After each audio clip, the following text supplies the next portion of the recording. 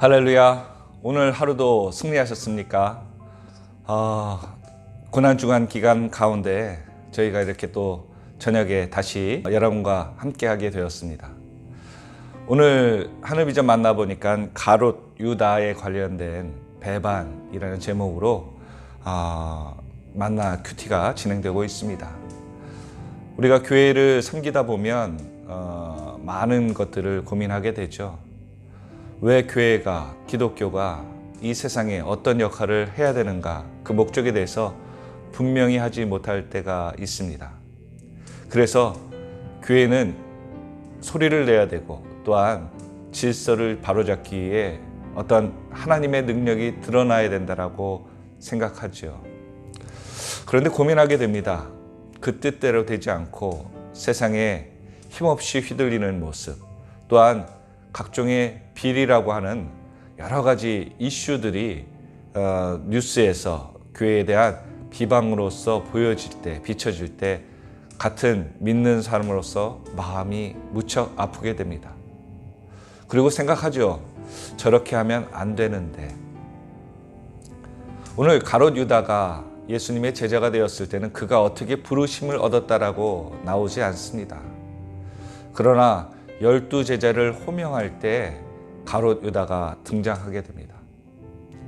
그는 돈을 맡았던 회계 역할을 감당했다고 하고 수많은 부정적인 그 판단 또한 논리성, 자신의 논리성을 통해 예수님과 또한 주변의 제자들과 갈등하는 모습이 성경에서 계속 비춰지고 있다는 것입니다. 오늘 저와 여러분들이 교회를 바라볼 때 또한 교회에 대한 내 생각이 어떤지를 한번 가롯 유다의 모습을 통해서 조명해 볼 필요가 있는 것 같습니다. 그래서 내가 생각할 때 왜 주님이 하필 이런 식으로 일을 하시는가 라고 하며 한탄하거나 교회는 도대체 무슨 생각을 하며 지내는 거야 라는 그러한 생각을 한다면 우리는 어쩌면 가롯 유다와 같이 우리는 주님에 대한 그 모습을 비판하고 교회에 대한 모습을 비판하는 모습일 것 같습니다. 가롯 유다가 예수님을 팔았을 때 은 30이라고 표현이 성경에 나오죠. 계산을 해보니까 약 39만 원, 40만 원이 되지 않는 돈이었습니다. 물론 그 당시에 노예의 몸값, 노예를 한 명을 살 수 있는 큰 돈이라고 여겨지죠. 그런데 가롯 유다가 그 정도의 돈이 필요하기 때문에 예수님을 팔았을까라고 생각한다면 예수님만 팔아서는 될 그 돈이 너무나도 아쉽지 않았겠습니까? 나머지 다른 제자들도 같이 고발을 하면서 그들과 함께 많은 돈을 더 취하는 것이 가롯 유다의 계산에는 맞았을 것입니다. 그런데 가롯 유다는 예수님만 팔게 됩니다. 이번 한 주간 저는 가롯 유다에 대한 만들어진 영화를 시청해 보았습니다.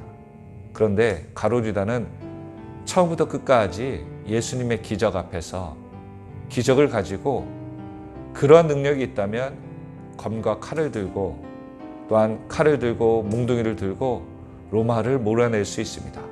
수많은 백성들이 예수님을 따르며 로마를 몰아낼 것입니다라는 기적을 가지고 예수님의 그 리더십을 각색하며 예수님과 의견을 시시껄껄 사사건건 대립하는 모습을 보여주는 것을 본 적이 있습니다.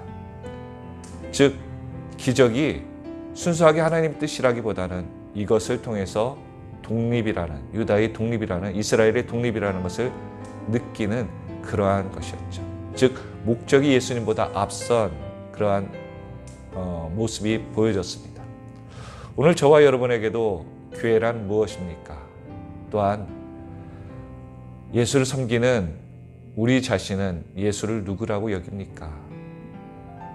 가롯 유다는 어디에 있을까요?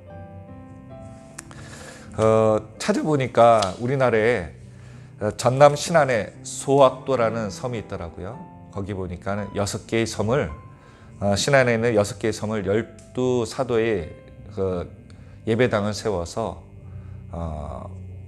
성지와 같이 이렇게 순례할 수 있도록 만들어낸 코스였던 것 같습니다. 그런데 이 소학도에 보면 가롯 유다의 예배당이 있다고 합니다. 뾰족하게 빨간 벽돌로 세워진 손미나 작가의 작품으로서 특이한 점은 입구에 이 종을 칠 수 있는 종탑이, 조그만 종탑이 이렇게 꽈배기처럼 꼬여 있어서 입구에 서 있다고 합니다. 가룟 유다는 무엇인가? 그의 마음이 바르지 않고 그의 마음은 항상 꼬여 있어서 예수님의 기적, 예수님의 행하심, 예수님의 길조차 바로 이해하거나 생각할 수 없었다는 것이죠.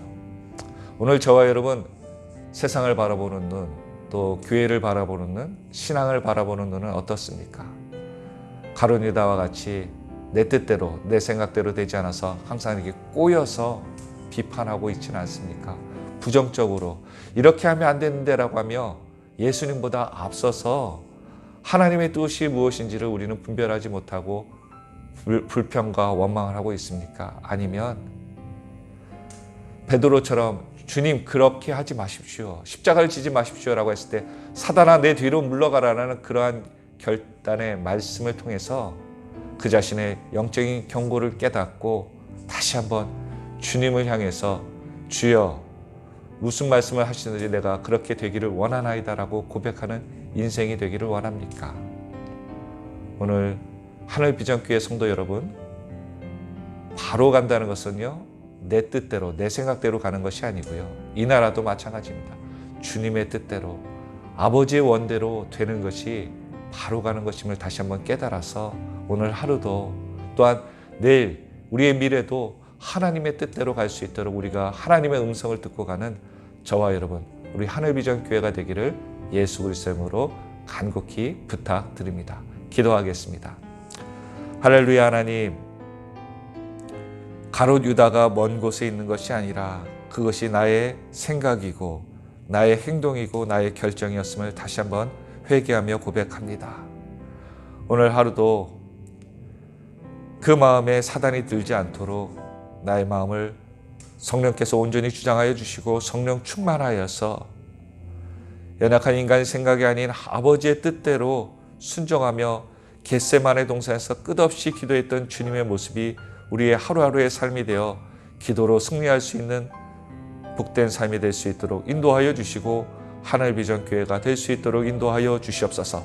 오늘 이 한 주간 고난주간으로서 말씀을 증거하시는 담임 목사님에게도 영역간의 강건함으로 함께하여 주시고 이를 돕는 모든 스태프진분들에게도 또한 같이 하는 귀한 성도님들에게도 은혜의 시간 되길 소망하며 이 모든 말씀 예수 그리스도의 이름으로 간절히 기도합나이다.